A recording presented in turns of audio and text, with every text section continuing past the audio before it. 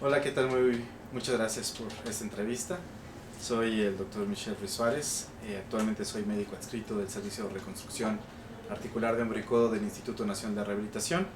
Estoy también en el Hospital Ángeles Metropolitano y además tengo la mención como investigador nacional nivel 1 del Sistema Nacional de Investigadores, y vamos a hablar hoy el día de hoy del tratamiento de las lesiones masivas del manguito de los rotadores. Bueno, sabemos que las lesiones del manguito de los rotadores son principalmente lesiones degenerativas. Es poco frecuente que tengamos lesiones traumáticas, y hablando de lesiones traumáticas, este sería un tema completamente diferente, por lo que nos vamos a enfocar hoy en las lesiones degenerativas.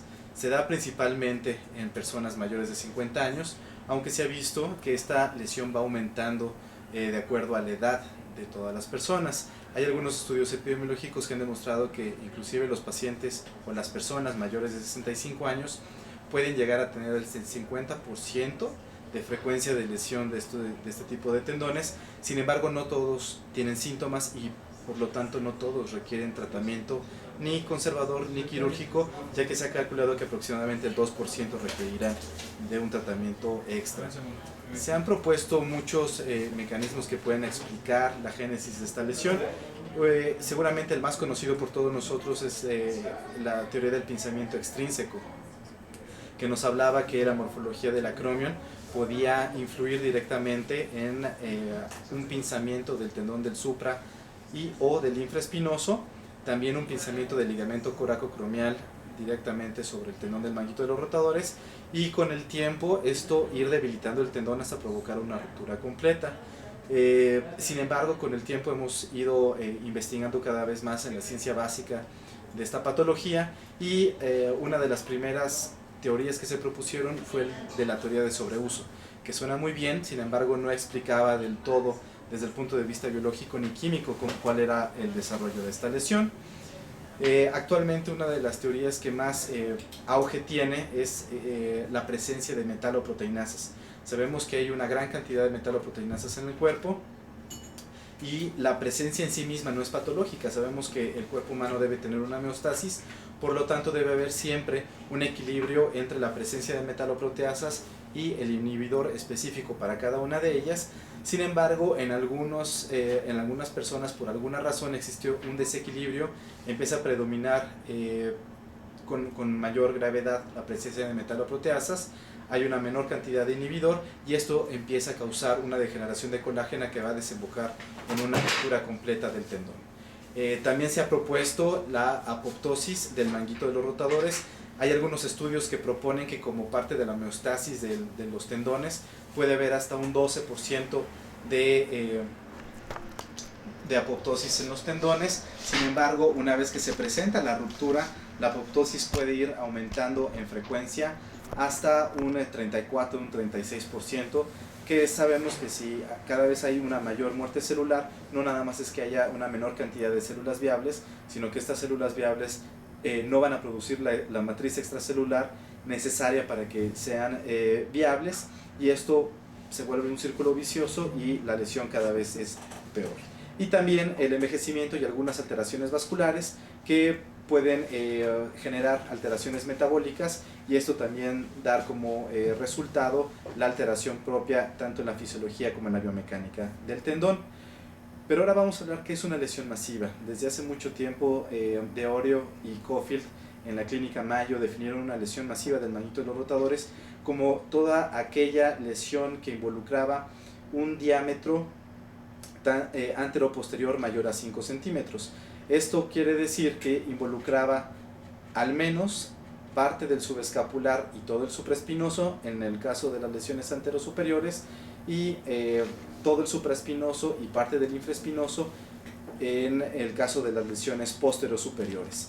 Con el tiempo se fue modificando esta teoría, y Christian Gerber hace aproximadamente unos 15 años hizo una definición mucho más objetiva, y la definía a la lesión masiva como toda aquella que involucrará al menos dos tendones del manguito de los rotadores. Sabemos que el manguito de los rotadores está compuesto por el subescapular, el subescapular, supraespinoso, infraespinoso y redondo menor.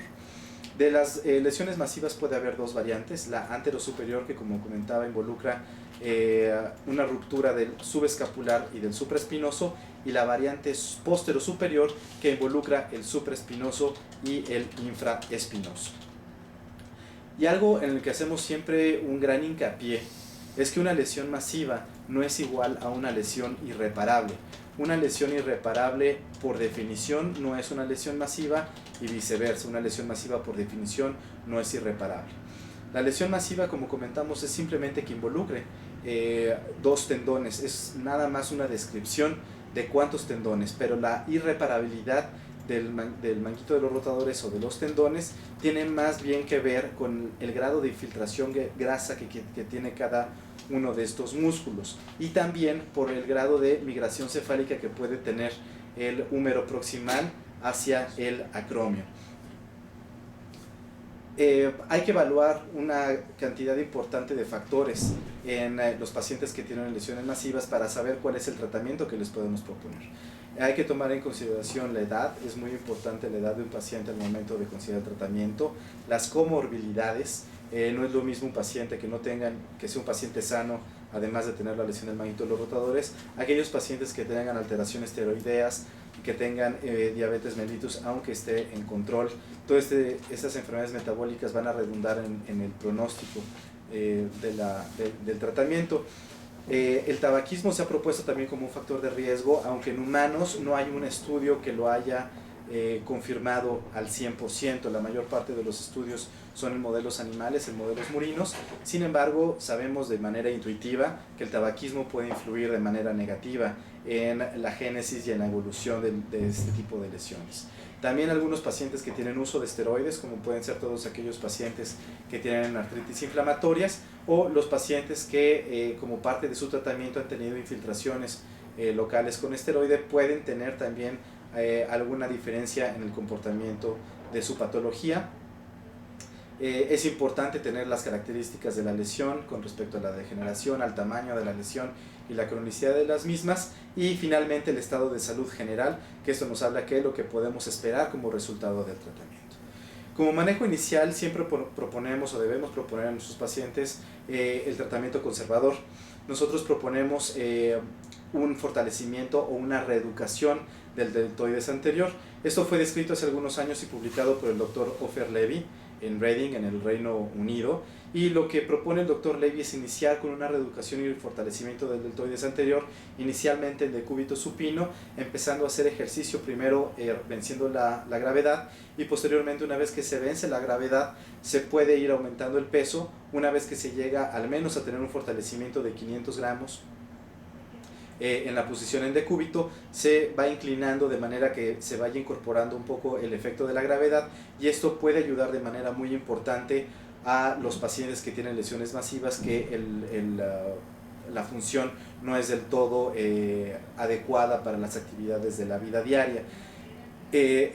Los pacientes que tienen mucho dolor al momento de realizar los ejercicios, o que aumenta inclusive con los ejercicios, esos pacientes seguramente no van a ser candidatos a un tratamiento conservador. Hay que ir pensando en un tratamiento que muy probablemente va a ser quirúrgico. Hay que también proponer una modificación de actividades hasta donde no involucre una modificación muy importante de su vida diaria. En algunos casos muy específicos, el uso de antiinflamatorios no esteroideos, siempre tomando en consideración que puede tener efectos a largo plazo, efectos secundarios no deseables. Y la infiltración de esteroide, aunque hay muchos médicos que lo utilizan, no es mi tratamiento favorito, no es mi tratamiento preferido. Yo prefiero no utilizarlo, aunque en algunos casos bien escogidos puede tener un resultado importante. Si no mejora con el tratamiento conservador y el paciente tiene ya confirmado una lesión masiva del manguito de los rotadores, hay que ubicar al paciente en alguno de los siguientes casos para saber qué es lo que le podemos proponer. Primero, si el paciente tiene una lesión pero mantiene el movimiento por arriba del nivel del hombro. Ese sería el escenario menos agresivo o el ideal para este tipo de pacientes. Algunos pacientes pueden tener dolor y el movimiento no llegar completo hasta por arriba del nivel del hombro, sino llegar exactamente al nivel del hombro. Ese sería el segundo escenario. El tercero es la pseudoparálisis, y finalmente el cuarto escenario sería cuando se tiene alguna de las características anteriores, pero además tiene ya alteraciones del cartílago, ya sea del lado glenoideo o del lado humeral, y en ese caso estamos hablando de una entidad muy específica que se llama artropatía por lesión masiva del manguito de los rotadores, y en ese caso hay que pensar ya muy probablemente en una artroplastía.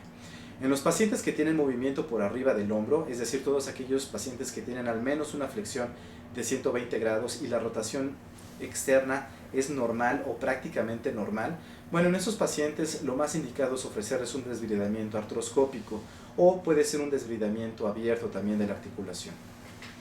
Además, se puede agregar una tenotomía de la porción larga del bíceps, y es muy importante que este procedimiento es meramente analgésico. Es muy importante que el paciente entienda que no debe mejorar, que no va a mejorar la fuerza de manera importante, sino que es para que se pueda reintegrar a las actividades de la vida diaria sin grandes limitaciones. Es importante también comentar que no va a retrasar la aparición de una artropatía por lesión del manguito de los rotadores. Sin embargo, la mayor parte de los pacientes no la desarrollan a un grado tal que requieran un tratamiento quirúrgico más agresivo. Y en algunos casos puede considerarse la reparación, al menos parcial, del manguito de los rotadores para recuperar algo del arco final de movimiento que muchas veces esos pacientes no tienen. En este primer video que estamos viendo es el caso típico de una artropatía, por una lesión masiva del manguito de los rotadores, que además tiene un dolor anterior muy característico porque se involucra también la porción larga del bíceps.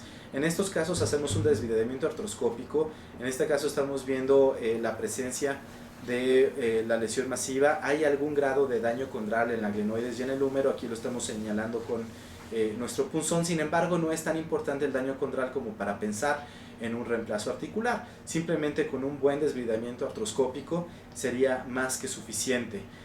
Hacemos una tenotomía de la porción larga del bíceps como un procedimiento analgésico. Es raro que nosotros hagamos una tenodesis en este tipo de pacientes, ya que no estamos buscando mejorar la fuerza, simplemente quitando uno de los factores que pueden explicar el dolor es más que suficiente. Y en este segundo video estamos viendo una vista desde el espacio subacromial, donde vemos que no existe ya la huella del supraespinoso en el húmero.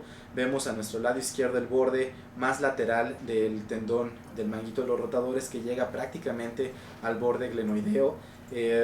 Este paciente tiene una infiltración grasa muy importante, por lo que aunque sea factible hacer una reparación del manguito de los rotadores desde el punto de vista técnico, se puede hacer. Existen varias técnicas para llevar el tendón hasta la huella. Seguramente desde el punto de vista biológico no es la mejor opción, porque estos tendones tienen una capacidad de cicatrización muy pobre.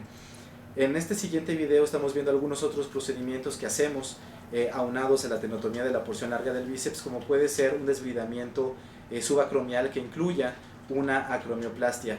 Las acromioplastías artroscópicas que hacemos realmente son muy conservadoras. Únicamente buscamos que se tenga un espacio de al menos unos 7-8 milímetros entre la superficie más inferior del acromion y la parte más superior de la cabeza humeral, y con eso también estamos quitando algunos de los factores que pueden generar dolor.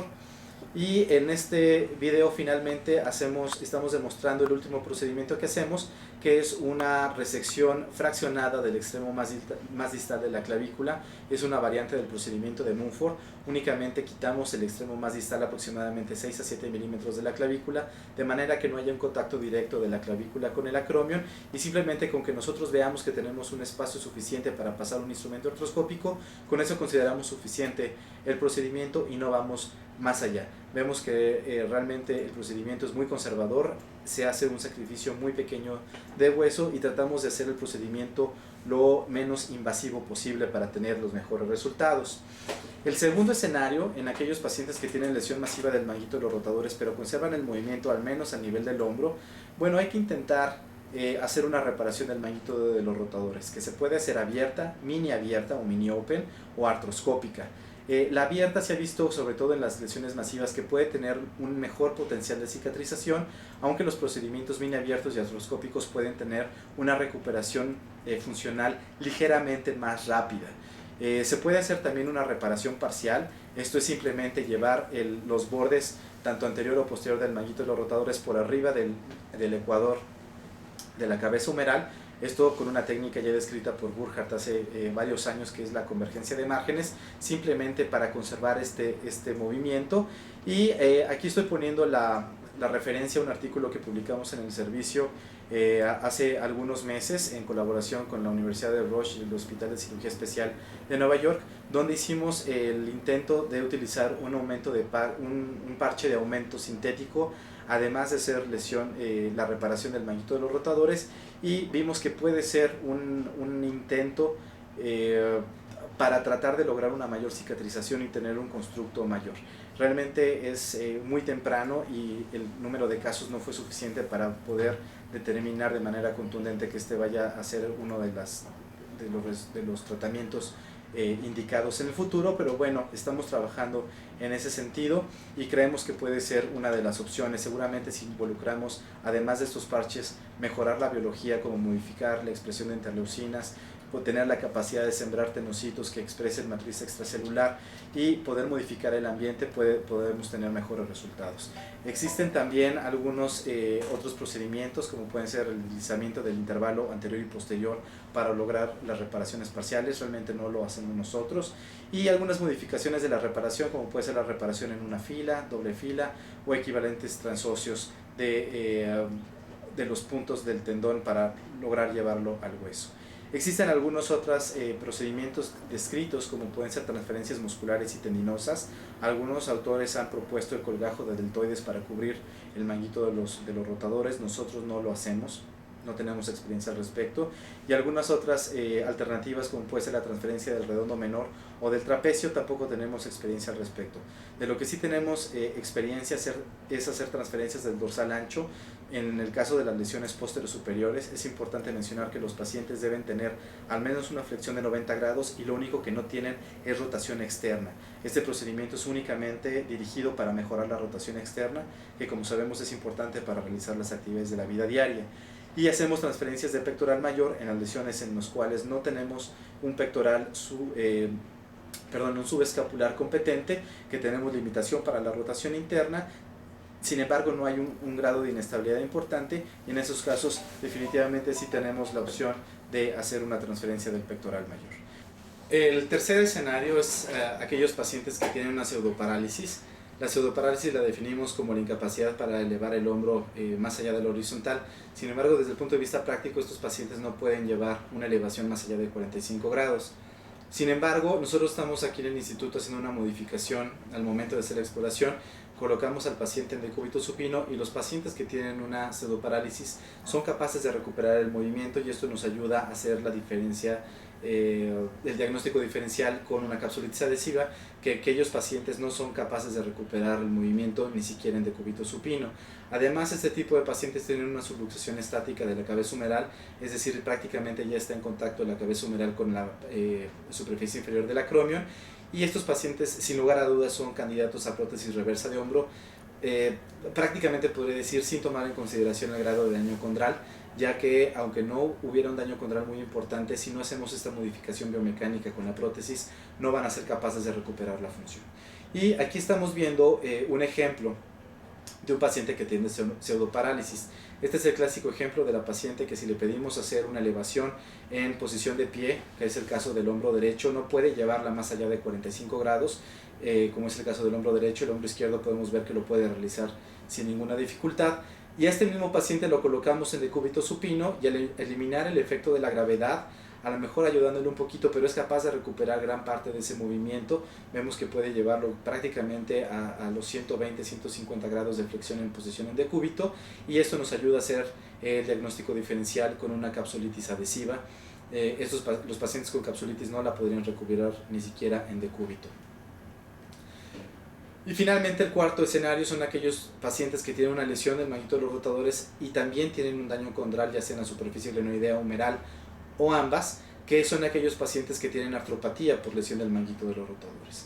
Para poder clasificarlos existen dos clasificaciones que son las más conocidas. La primera, la de Hamada, que la divide en 6, y la segunda, que es la que nosotros utilizamos más frecuentemente, que es la de Ziebauer. La de Ziebauer preferimos utilizarla porque es más fácil, nos ayuda, es menos compleja y nos ayuda a tomar decisiones de una manera más sencilla. Sibauer lo que hace básicamente es hacer la diferencia entre una artropatía tipo 1 o tipo 2. El tipo 1 es aquella en que el hombro todavía se encuentra estable, es decir, que no hay una incongruencia muy importante entre el centro de rotación del húmero y la glenoides.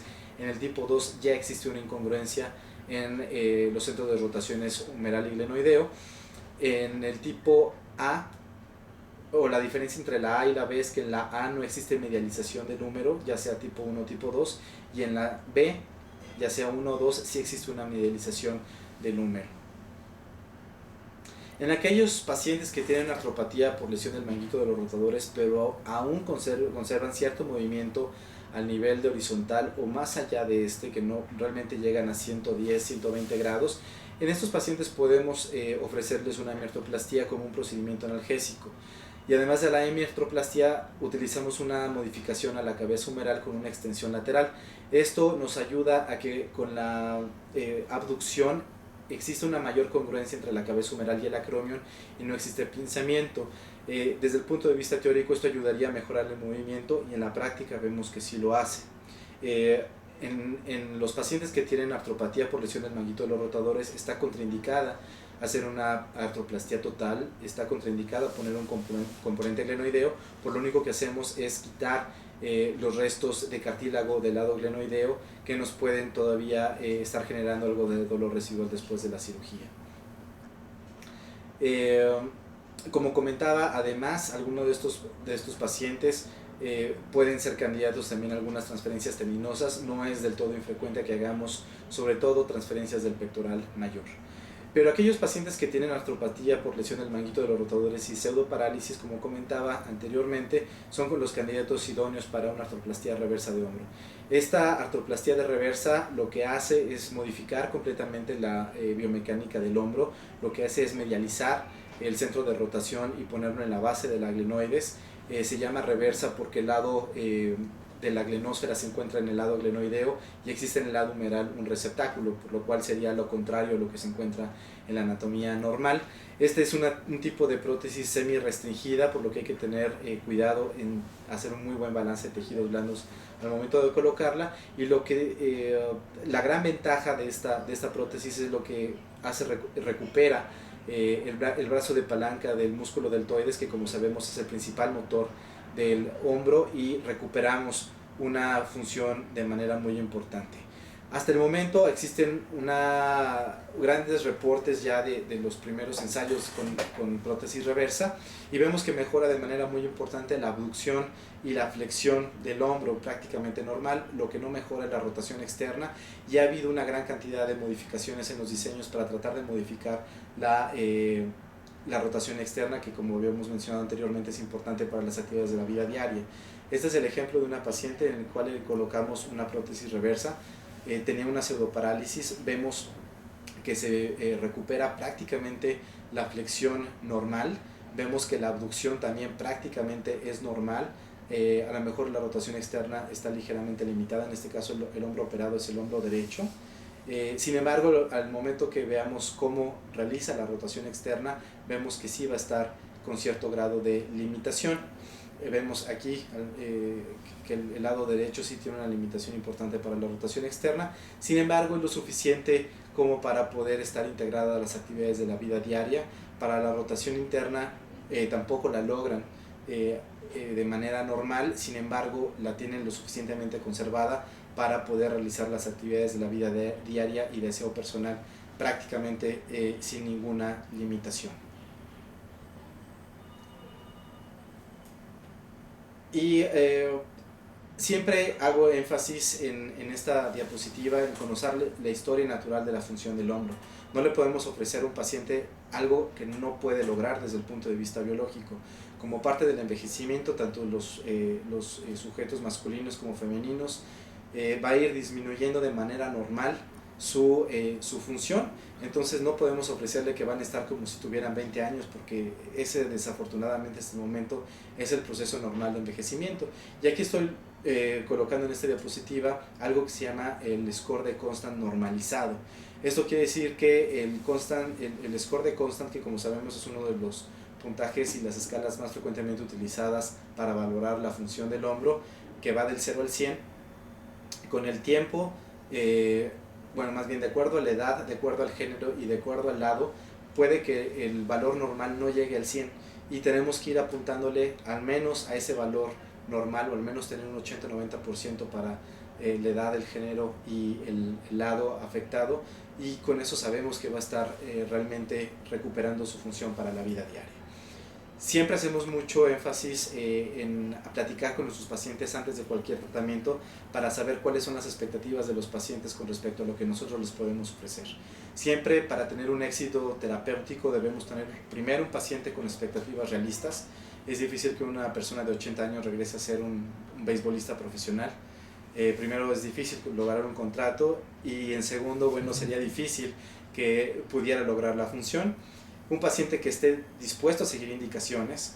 Es importante tener una red de apoyo familiar y social que sea lo suficientemente importante para lograr las metas que nos estamos proponiendo. Y algo que siempre hacemos mucho hincapié también, sobre todo con nuestros residentes y nuestros alumnos de posgrado, es que ser el mejor cirujano no me hace el mejor médico. Ser el mejor técnico no me hace tener los mejores resultados. Muchas veces el paciente agradece más que nos sentemos y nos tomemos 5 o 10 minutos de nuestro tiempo, explicar realmente qué es lo que podemos lograr, qué es lo que no podemos lograr, saber que va a contar con nosotros en todo el momento que esté necesitando nuestro apoyo, y siempre nosotros estar ahí para nuestro paciente.